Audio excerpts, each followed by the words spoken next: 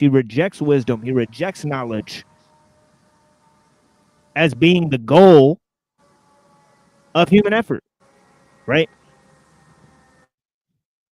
So in that way, he kind of agrees with Confucianism because, goodness and knowledge have to be context dependent, right? So they have to function within the system as a whole, right? So both Sorry, Confucianism and mate, Taoism sorry, have I that. forgot.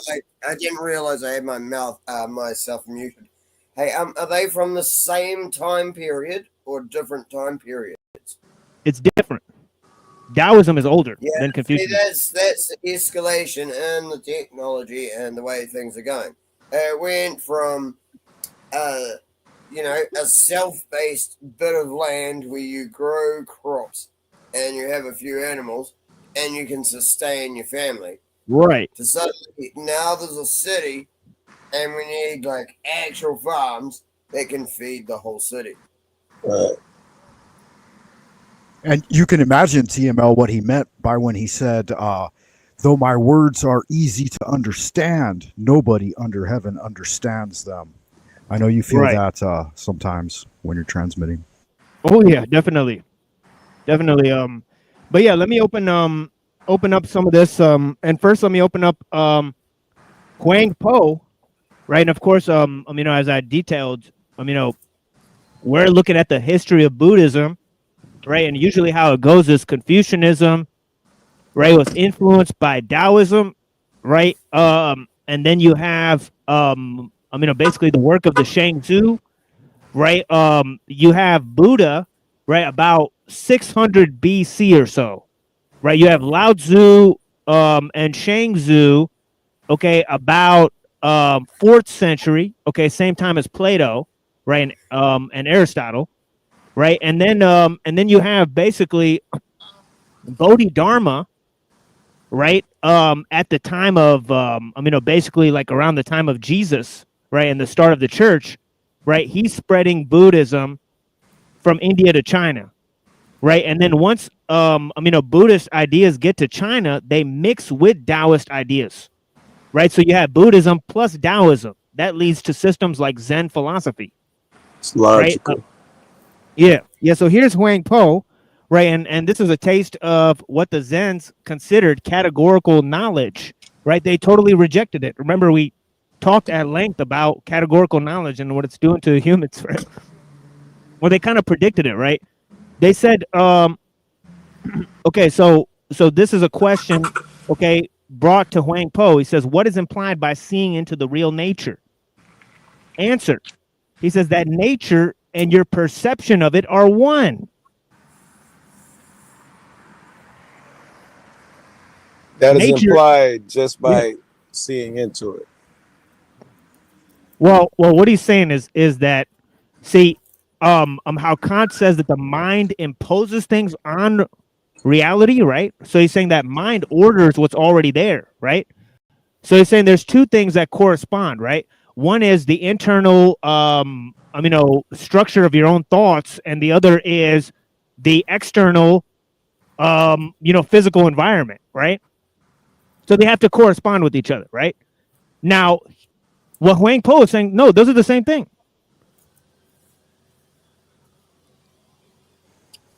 Right, and it's important to keep in mind that the linguistic structure of the Chinese language kind of gave preface to this.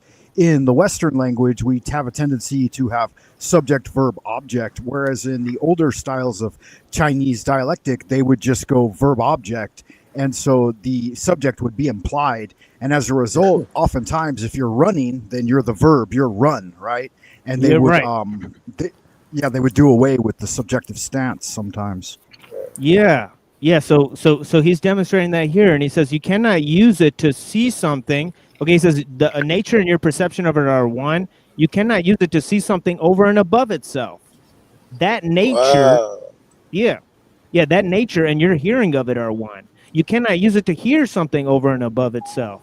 If you form a concept of the true nature of anything as being visible or audible, you allow the dharma of distinction to arise. You people still conceive of mind as existing or not existing, as pure or defiled, as something to be studied in the way that one studies a piece of categorical knowledge. or as a concept. Any of these definitions is insufficient to throw you back to the endless round of birth and death. The man who perceives things always wants to identify them and get a hold of them. So you're saying that isolation and abstraction is a mistake, right? Because categorical knowledge is a mistake, right? It separates, thoughts from your perception of reality, right? So he's saying that those who use their minds like eyes in this way are okay. Those who use their minds like eyes in this way are sure to suppose that progress is a matter of stages. If you are that kind of person, you are as far from the truth as earth is from heaven. Why this talk of seeing into your own nature? See, he's saying you're not separate from your own nature, right? So how would you see into it? You are your perception of nature, right? So he says, if as thought succeeds thought, you go on seeking for wisdom outside of yourselves, then there's continual process of thoughts arising, dying away, and being succeeded by others. The existence of things as separate entities and not as separate entities are both dualistic concepts, he says. So he's trying to go way beyond reason, right? He say if you see them as separate entities, that's dualism. If you don't see them as separate entities, then that's dualism, right? Because you're saying there's a thing that exists outside, right? Right. So he says, as Bodhidharma said, there are separate entities and there are not, but at the same time, they are neither the one nor the other, for relativity is transient. So monism? Yeah, but also the rejection of it. That's mindfuckery. I don't. Oh, it is. It is. It's absolute mindfuckery. He's trying to introduce mindfuckery to implode and detonate the process of gaining categorical knowledge. It's muddying the waters. Well, it's important to remember too that this was as an address to Buddhism infiltrating into China, and that's where we get the birth of, like you mentioned a moment ago, Zen as well. Because the Taoist stance is intrinsically different from the Buddhist stance, and when they brought forward all of the beautification of the Buddhist gods in Hinduism, then the Taoists felt that they needed to try to respond to it and challenge it in a way, and I think that's part of what he's doing here by pointing out, these dualistic concepts and natures are intrinsic at a Taoist level. And he's giving duplicate meaning to dualism. That's right.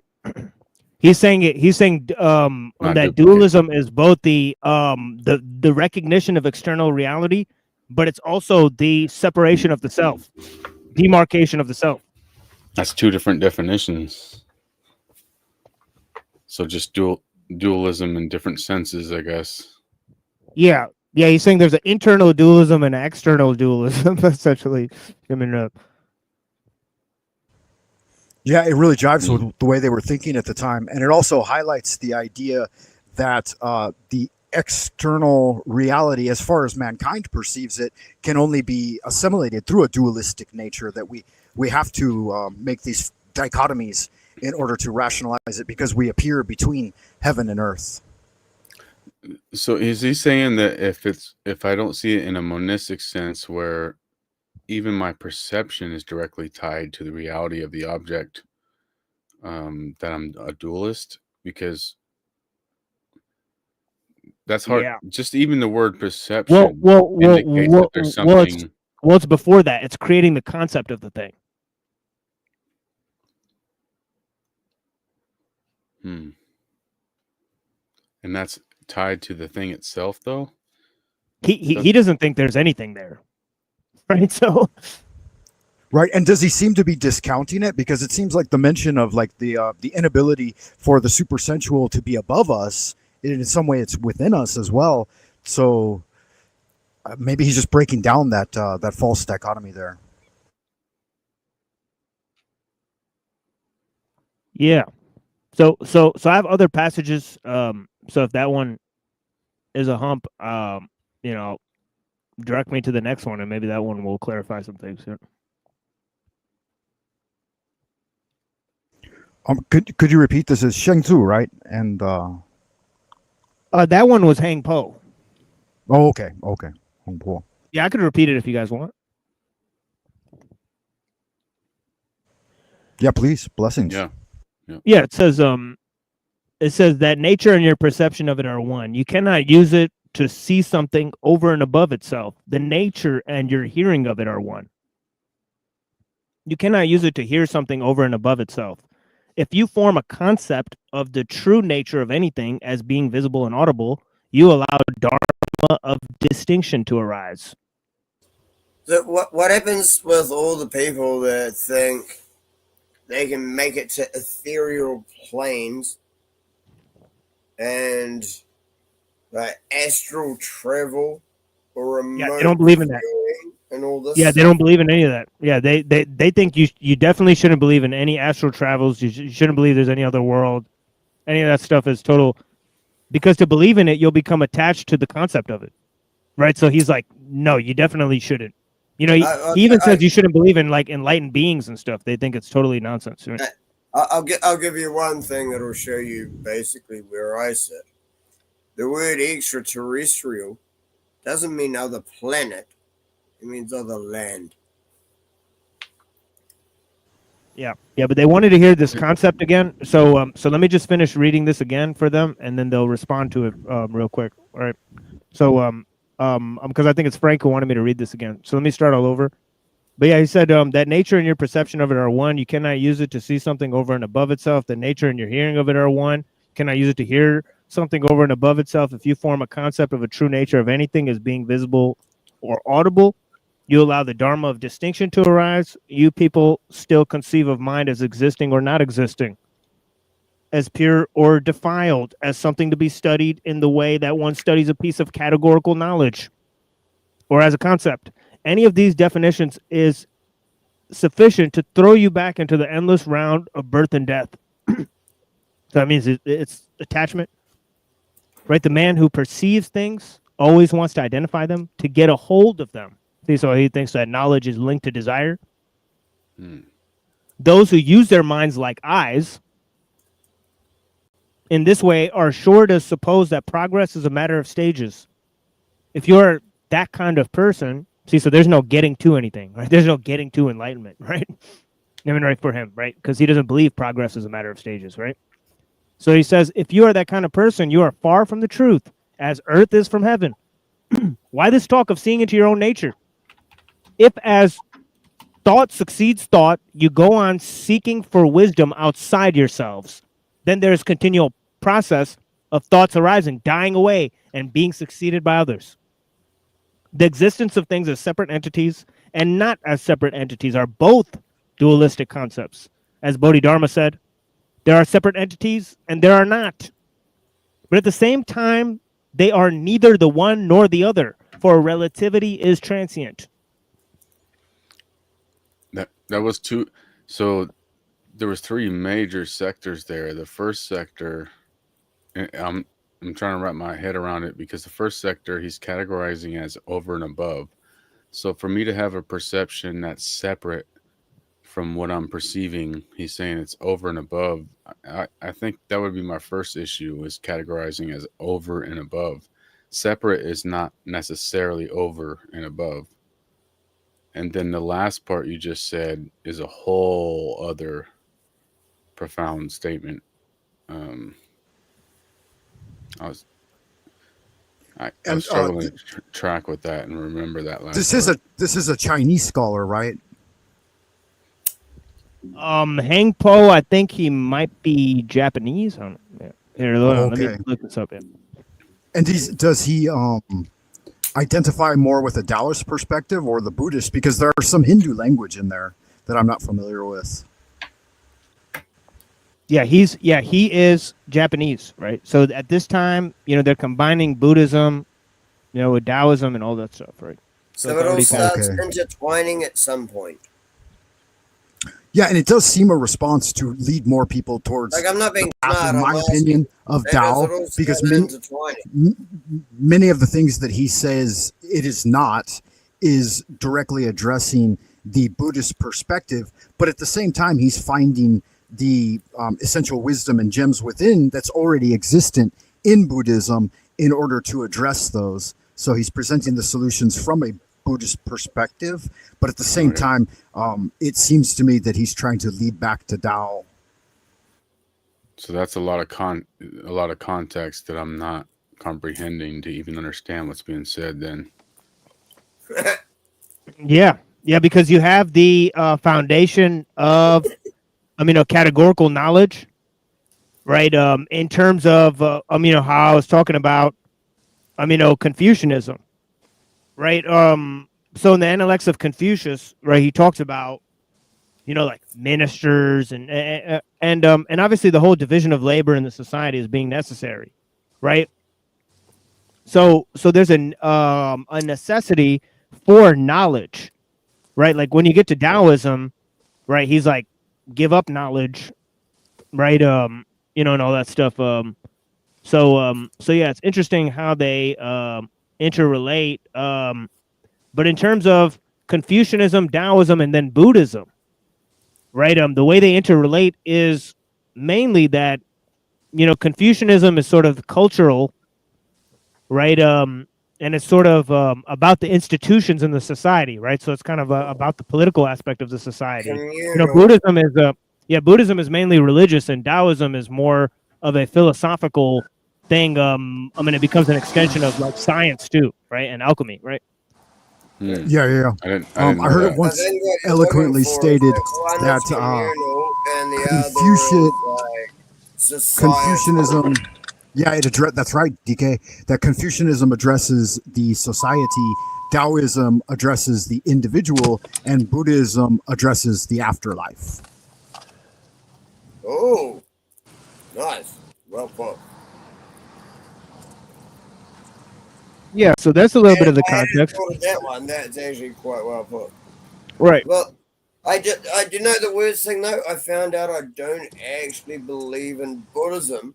I found out what I believe is closer to Hinduism, because in Buddhism, it takes into account your past lives, and in Hinduism, you get a fresh slate each life. I didn't realize that, but apparently that's the difference between Buddhism and Hinduism. So, Yeah, similar to so what I believe is closer to Hinduism. You get yeah, similar to started Christianity. each time you screw up.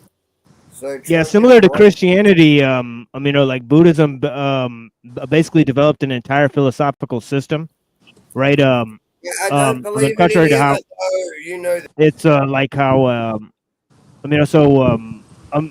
it developed like an entire philosophical system where they had justifications and proofs and, dialectical modes of argumentation, right? Just like in Christianity, right? So Christianity, you have this huge philosophical justification for Christianity as a religious practice, right? Like Taoism doesn't need philosophical justification. They just start doing Taoism. So there's like mystics, sages, guys that like invent like, these elixirs of life, almost kill themselves.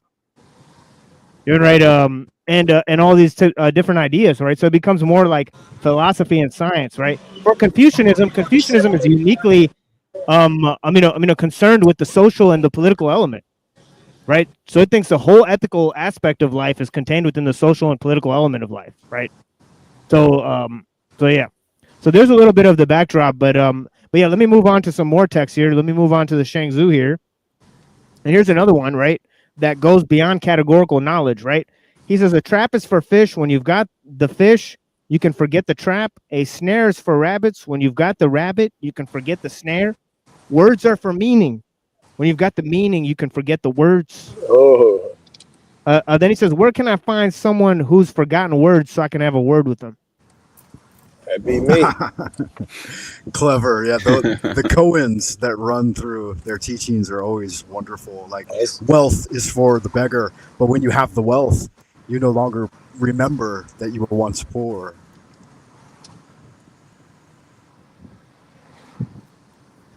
Yeah. Well, The rabbit and the snare thing. I mean, yeah, if you have the rabbit, Fucking police. is that a commentary on wealth? Like, what does that mean? Because yeah, if you have the rabbit, you don't worry about the snare. And it might harken back to the very Zen idea that, once you've satiated the desire, then the desire disappears. And from the Taoist perspective, these needs arise from within and must be met. Whereas the Buddhist nature may be to deny oneself the needs, and that in this denial, because those things are illusion, that there is some form of enlightenment. And I believe the Taoists always argued against that.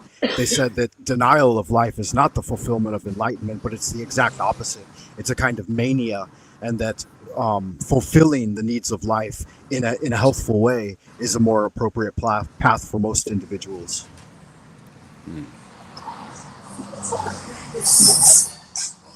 Yeah, this guy, Rocky. I want to address this comment. It says all this shit is done become Orthodox Christian. Actually, we just studied Father Seraphim Rose, right? Higher Monk Seraphim Rose, and he actually was very interested in Taoist literature. Right, so if you think that Seraphim Rose, one of the patrons of your church, is a dummy, right, then maybe you ought to consult, or maybe you think you're smarter than Seraphim Rose, right, or maybe you're the fucking dummy. That's more likely, Rocky. You're probably the fucking dummy, buddy. But all right. It's funny because we always fall into that. Like, people will make these mediocre, opinionated comments, and then when you're well versed in the sayings and wisdom of the ancients, it's like, why should I leave behind what they wrote or what they said? And proved, and it's been time tested for a long, long time for this just traveling internet tourist that has something I just read to say right now. Yeah, I just read an entire book by Seraphim Rose. That's probably more Orthodox literature than this guy's read in his entire life. And he's commenting on this. I mean, good Lord, dude, get a fucking life, dude. I'm go smoke some more. I'm gonna go snort some more crack. In your mother's basement. I mean, good Lord, dude. Yeah, it's definitely laughable. And I blessings to you, because I watch you endure quite a bit of it, and you always keep a very mellow and efficacious approach to the folks that come in. Yeah, so good magic there. Yeah, so this is the comment I had for Rocky. Seraphim Rose read Taoist lit. You're confused, bud.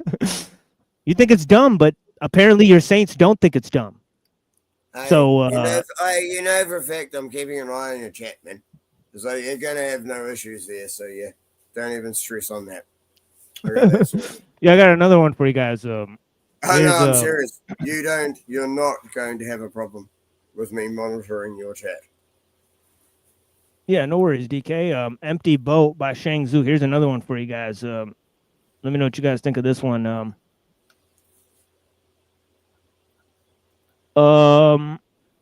Give me a second here. Okay. It says, he who rules men lives in confusion. He who is ruled by men lives in sorrow. Tao therefore desired neither to influence others nor be influenced by them. The way to get clear of confusion and free of sorrow is to live with Tao in the land of the great void. If a man is crossing a river and an empty boat collides with his own skiff, even though he be a bad-tempered man, he will not become very angry. But if he sees a man in the boat, he will shout at him to steer clear. If the shout is not heard, he will shout again and yet again and begin cursing. And all because there is somebody in the boat. Yet if the boat were empty, he would not be shouting and not angry. If you can empty your own boat crossing the river of the world, no one will oppose you. No one will seek to harm you. The straight tree is the first to be cut down. The spring of clear water is the first to be drained dry. If you wish to improve your wisdom and shame the ignorant, to cultivate your character, to outshine others, a light will shine around you. As if you had been swallowed by the sun and the moon, you will not avoid calamity. A wise man has said, he who is content with himself has done a worthless work. Achievement is the beginning of failure. Fame is the beginning of disgrace. Who can free himself from achievement and from fame, descend and be lost amid the masses of men? He will flow like Tao, unseen.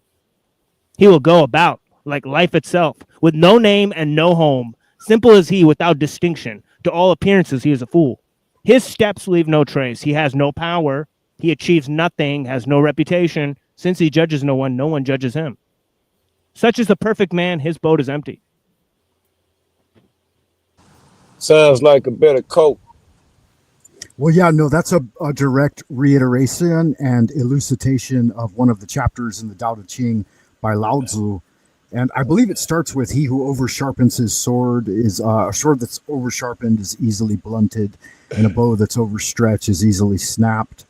But yeah, it definitely brings to forefront the Taoist idea of when people praise you, it shouldn't give you elation. And when people condemn you, it shouldn't make you sad. And that the avoidance and the sway, like the extreme nature of the emotions, is one of the first Taoist requisites for an even-keeled existence. And, you do your work and then you withdraw from it and you do not seek credit. And as long as you do not seek credit, you cannot become injured by it. And yeah, so that's a really powerful chapter there. I appreciate that. Thank you. Okay, I got just one more for you guys. Unless anybody has any comments on that last one. No, that was profound. Keep going. Well, to give a little bit of backdrop on it, like my wife is kind of a road rager, and I always baffle at it because, like, in my early days of learning to drive, I was studying Tao like exclusively, and I realized like that road rage is so antithetical to Tao, and right, yeah. Yes. And there's always someone in the boat that she can direct her anger at. It's amusing. Well, even with like blood sugar, for example, with spiking your blood sugar and things like that, spiking it and going low, spiking it and going low is not the same as staying somewhere towards the middle. So it's not insane to correlate or to bring that over to other areas where spiking absolutely. your emotions good insight. Yeah, and going low is still not as healthy, so to speak, for lack of a better word, than staying on this towards the center of the seesaw and not on the outside of the seesaw. Yeah, you've got it for sure.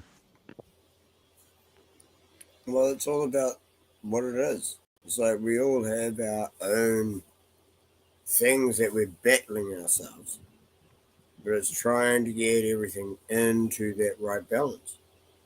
The human body is supposed to be pretty much in the middle of alkaline and acid. But most of the things in our environment and our foods are acidic. So you need to bring that pH level in your body back to balance. See, everything is simply about trying to get to the right balance. Minerals, chemicals, that is what you need to try and do. Yep. Mr. Super Sidewinder, blessings. Thank you so much for being here with us, a special guest that we have. Yeah. Peace be with you, my friend. Yeah, definitely. And yeah, we may have him on soon to give a little presentation with Ragamuffin. It's in the works, so that might be coming up on Monday. So I'm a little, kind of promoting that now. Who knows if it'll happen, but yeah, man, I definitely look forward to that. But yeah, check this out. Here's another crazy passage from Shang Tzu. He says the sage King Yao offered his empire to the hermit Wentz. Okay. To keep the torches burning when the sun and the moon are shining is troubling too much for light. Blessings to Joe Cool for joining. Thank you so much for joining. Can you read that passage again? Oh yeah.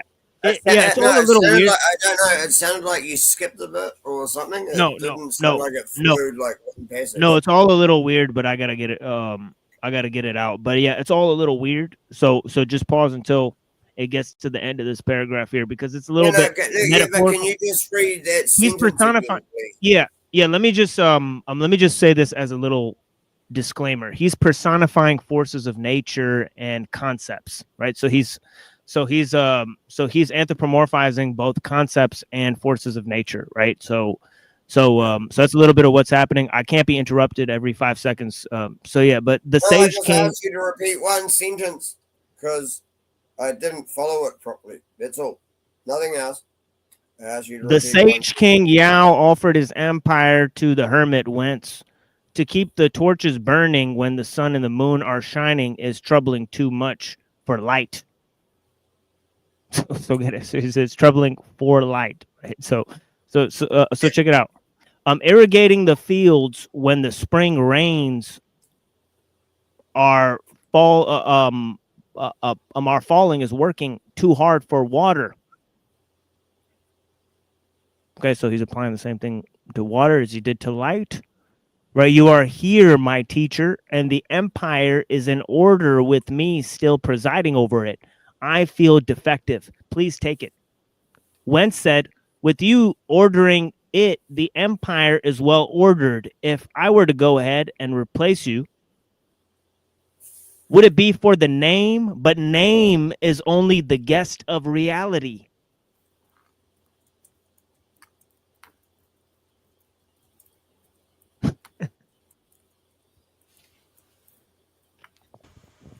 Yeah, those personifications in nature really show their fundamental idea that they're not separate from nature, right? And that doing things to extremes and not having proper timing are going above and beyond.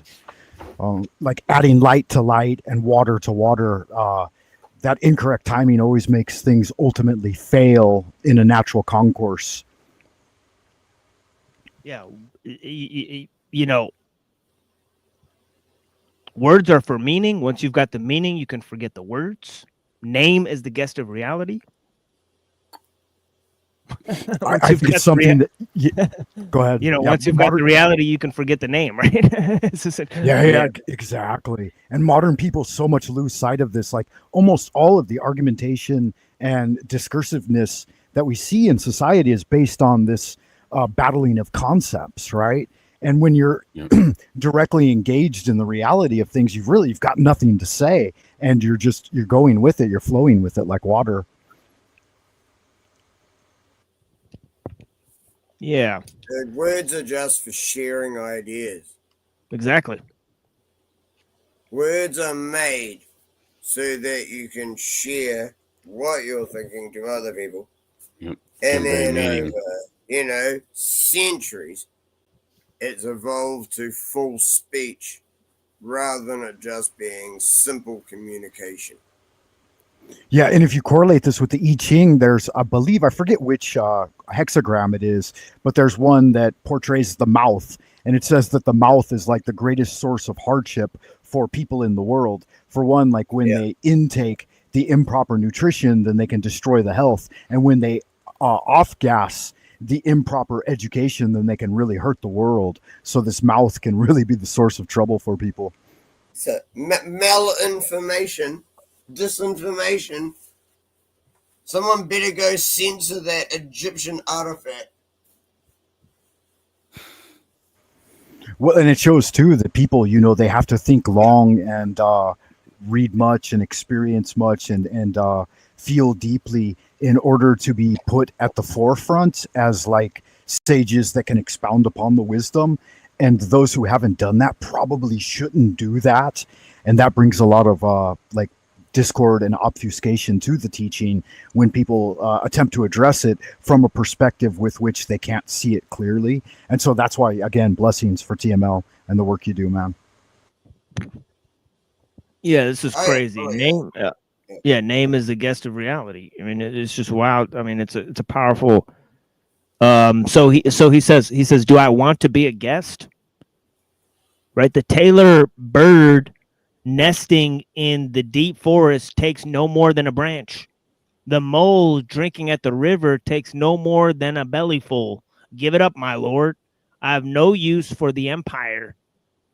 Though the cook at the sacrifice fails to order the kitchen, the presiding priest does not leap over the goblets and platters to replace him. Shoulder Dig said to stepbrother, I heard what Jai Yu said.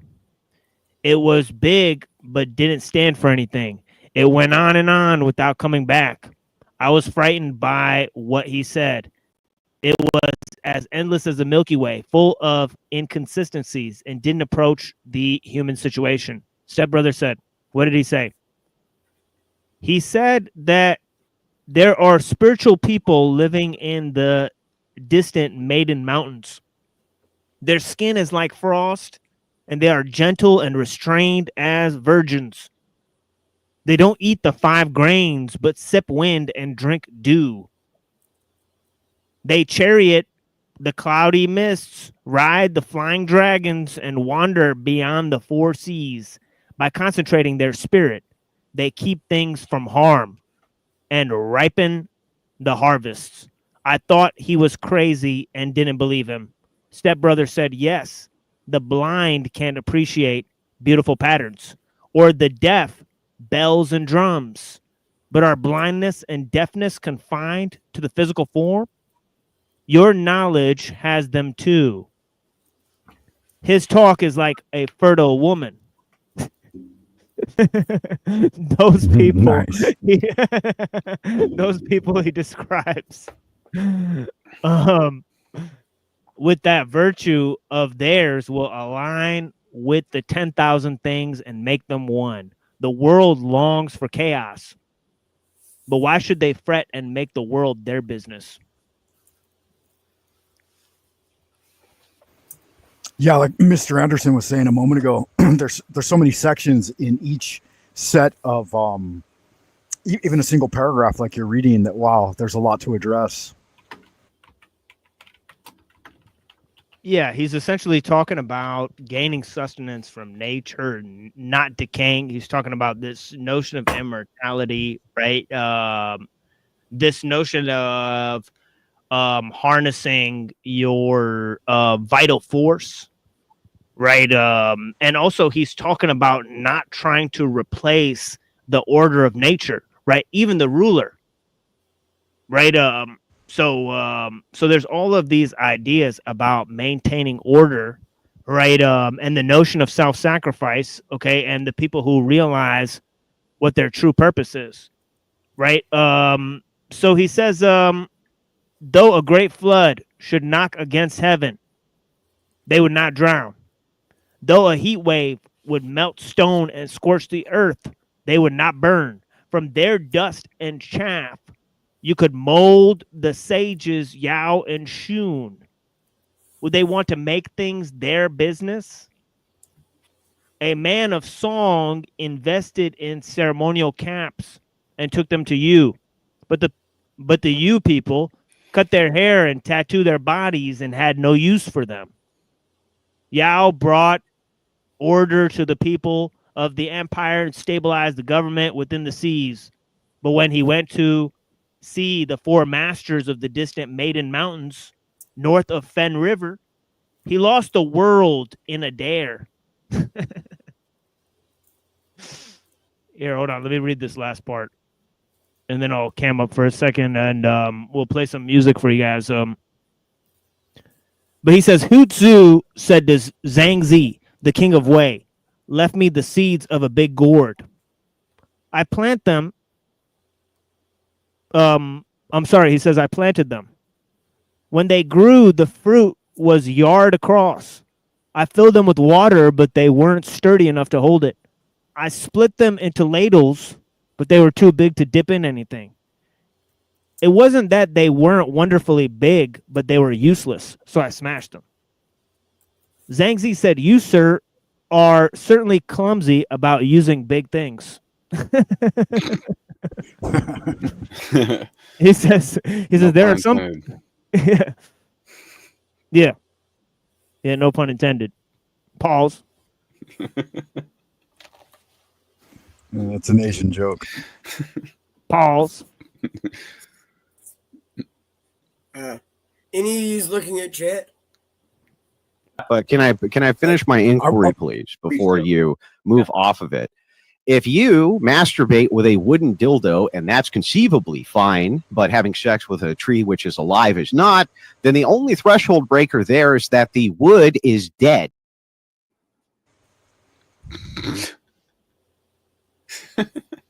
There's some Taoism for you guys.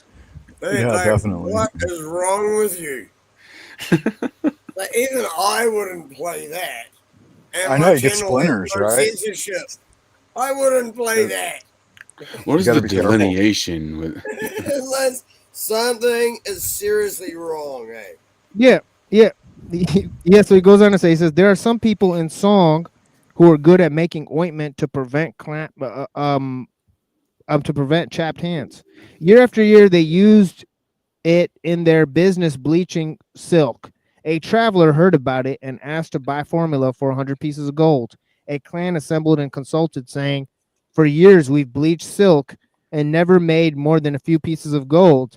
Today, in a single morning, we can sell the trick for 100 pieces. Let's give it to him." The traveler got it and recommended it to the king of Wu, who was having trouble with the state of Yu.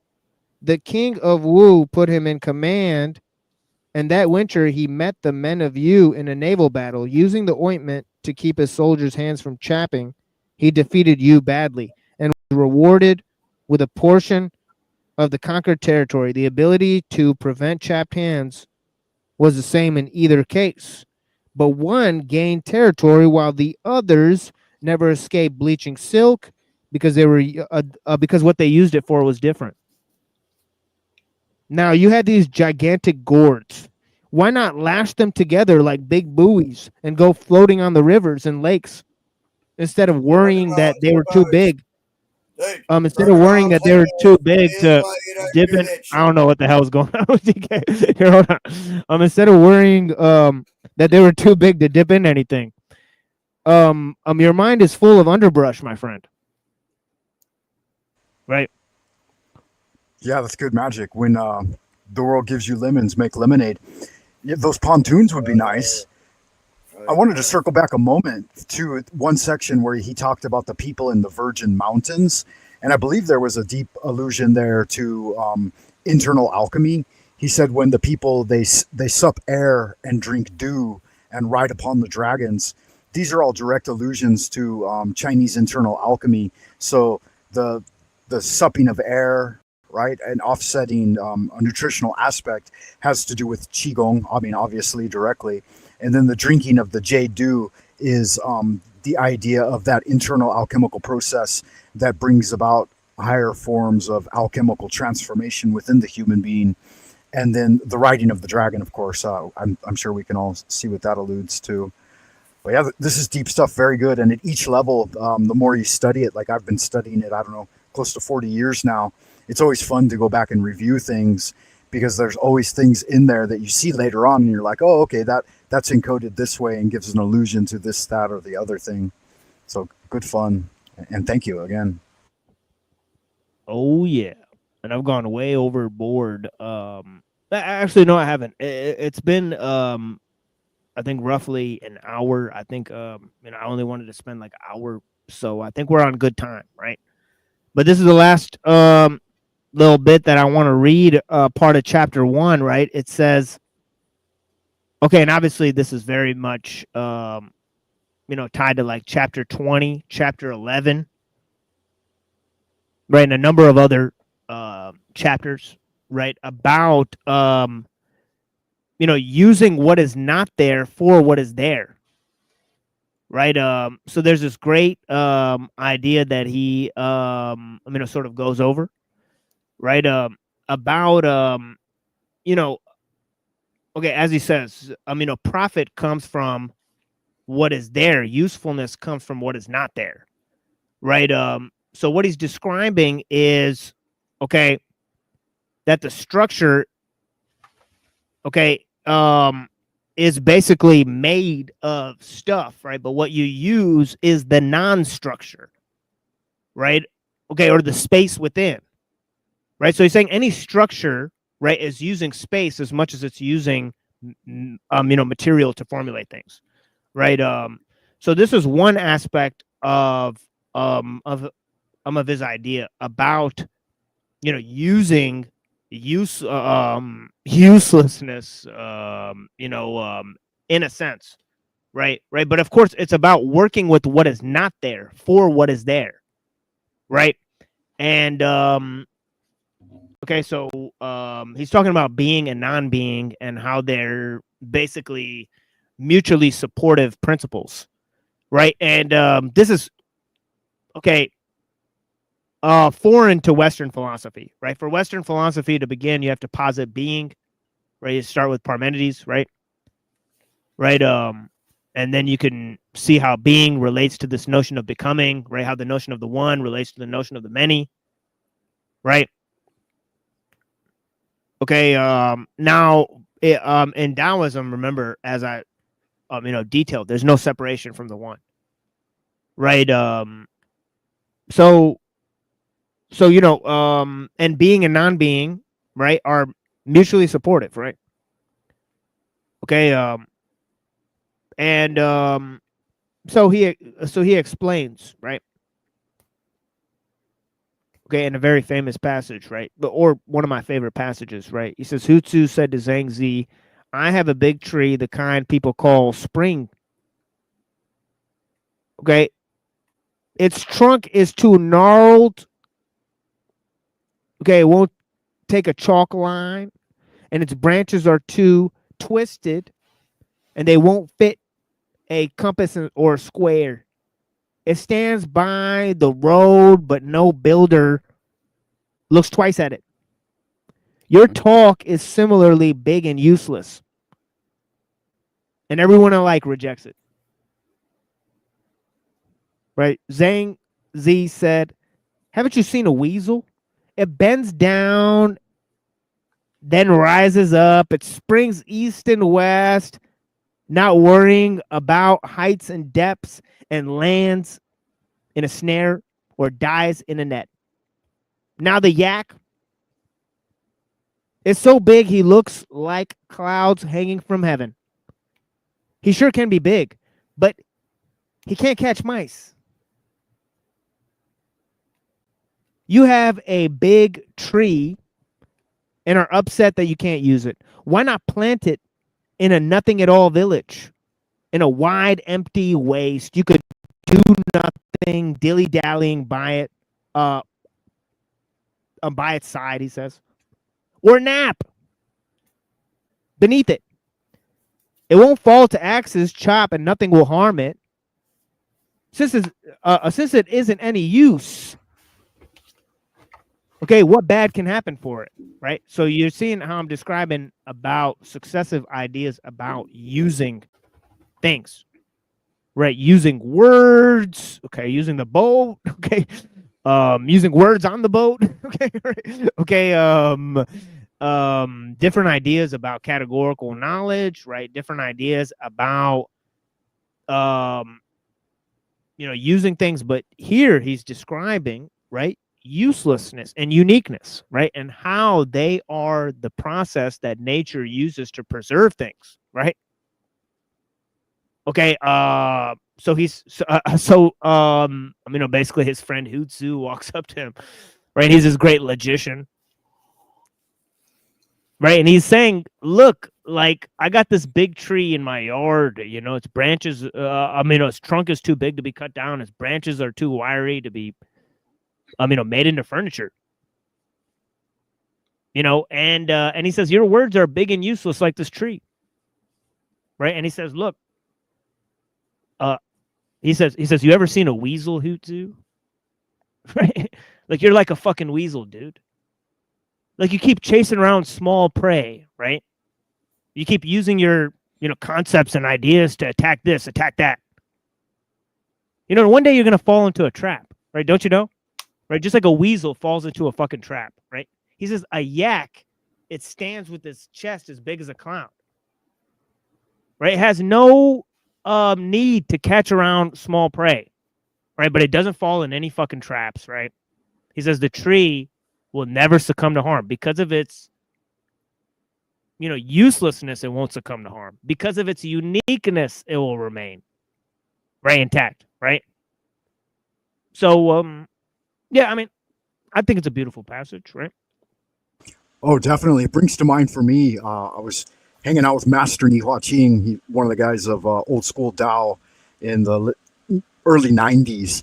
And he said everyone's always chasing, it was at a public talk, And he's like, everyone's always chasing after immortality. And he talked about some of the sages in ancient China or in modern China where he was coming out of that had achieved extreme longevity. We're talking over 100 years old. And he said most people could not embrace that reality because the longer you live, the more deformed you become. And he talked about these people and described them with having huge storage, like storage areas of chi on their bodies, like giant humped backs, and having grown a third set of teeth, and interesting molds and stuff growing on their bodies, you know, and the long fingernails and the mole with the hair, you know, reaching down to the floor and this kind of thing.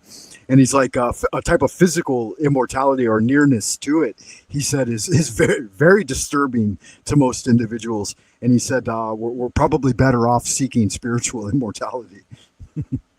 Just to highlight that idea of like the Taoist idea of this extreme virtue is also extremely unique and very different than you would imagine.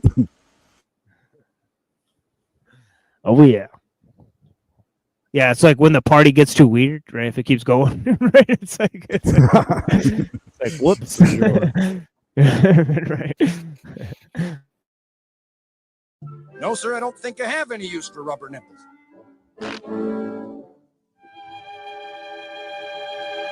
I'll tell you what, though. Do you have any rubber walrus protectors?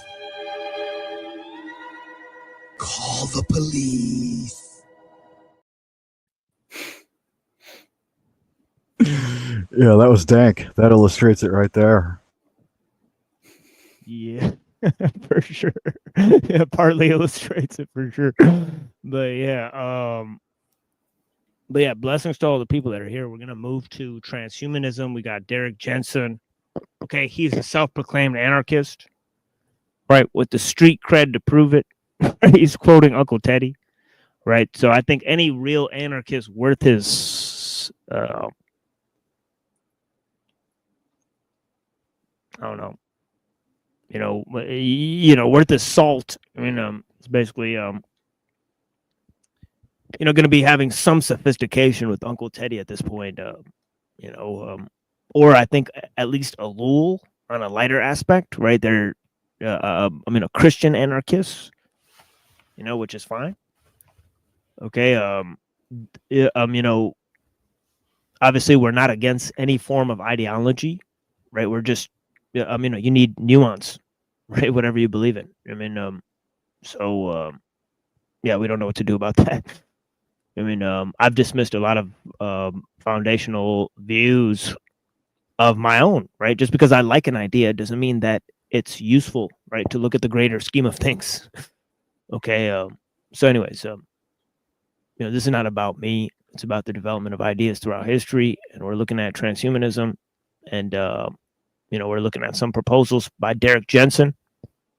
I think he made a very interesting proposal in terms of community forestry, right? In terms of economic value of people preserving local forestry in their area and replanting wild nature. Obviously, he's talking about technology and the destruction of wild nature, and that being a huge key component of,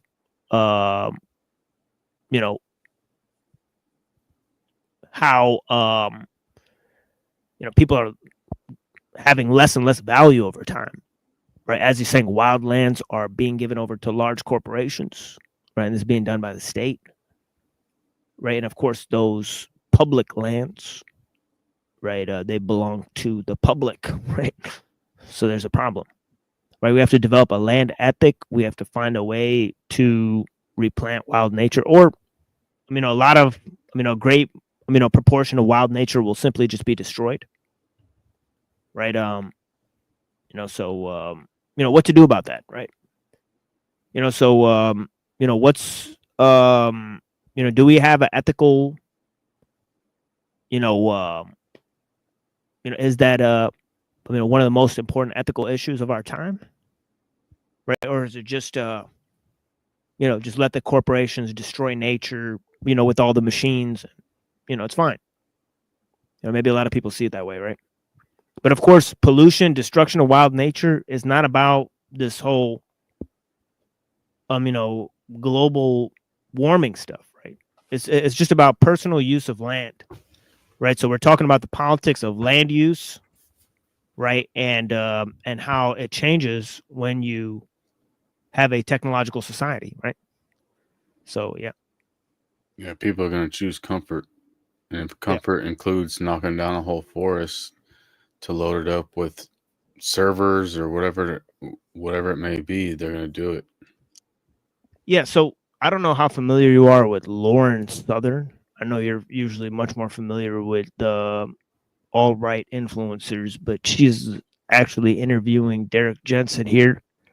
Right, so we're going in an interview with Lauren Southern. I know we still have maybe some of the people from Sarah Raging Tomato, right? So blessings to her for sending people here. But yeah, her fans might be inundated with propaganda from these types of people. We got Powder Dusty. Okay, these are people in the vicinity. Okay, that also stream. Okay, there was Sarah's link somewhere over here.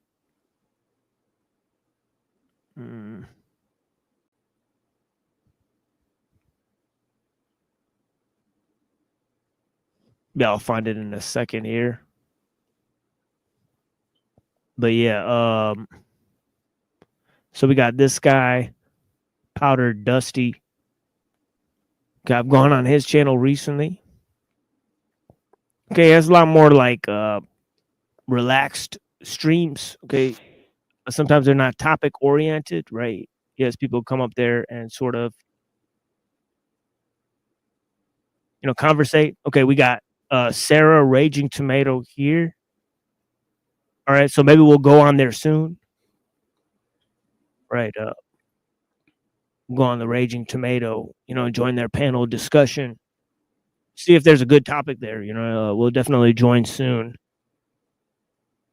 And we appreciate the support. Cyber Caliphate, right? That's our alternative channel, right? That we have in case we get shadow banned. Not shadow banned. We could be taken permanently out because of Uncle Teddy and all the other stuff we covered, right? So yeah, there's a possibility there. But yeah. So more music for you guys, right? But yeah, we'll be back in about I don't know. It's like Sweet Dealy. Yeah, like 6-7 minutes or something. Yeah, blessings, guys. Yeah, I appreciate you guys. Yeah, I do this Saturday thing. Spooky Saturday. It is what it is. I appreciate you guys.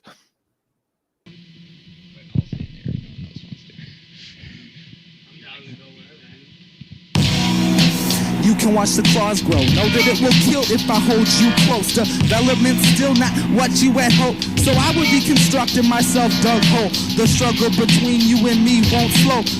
Huddle close to what you control. As fast as the blood of relax awakens you to sleep, I believe that you will be able to see this seas. Pray for mirage, stay in touch with the side. Face it, we're lost when chaos applauds.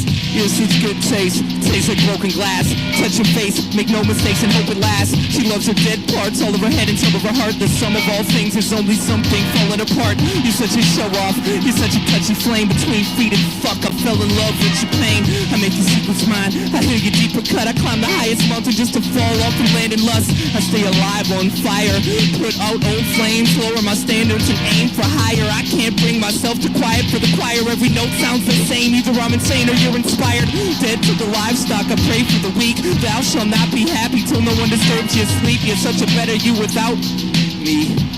Such good taste, everything. Another cold breakfast, another headless robot targeted with dead fists, marching towards red lips. I bet he thinks he's so much better than me. I bet he thinks I wish I looked as disconnected as he. Well, I bet while he's banging that pampered maid, she's plotting his death and that all expenses paid vacation. With no intention of returning the favor. His paper cuts disrupt my very existence. That distance between the spare key and his spleen is closer than the stench of his overpriced cologne. This seat is so alone, I wanna take us home and disguise it as my own private throne, draped in thorns, festive like broken ornaments and angels.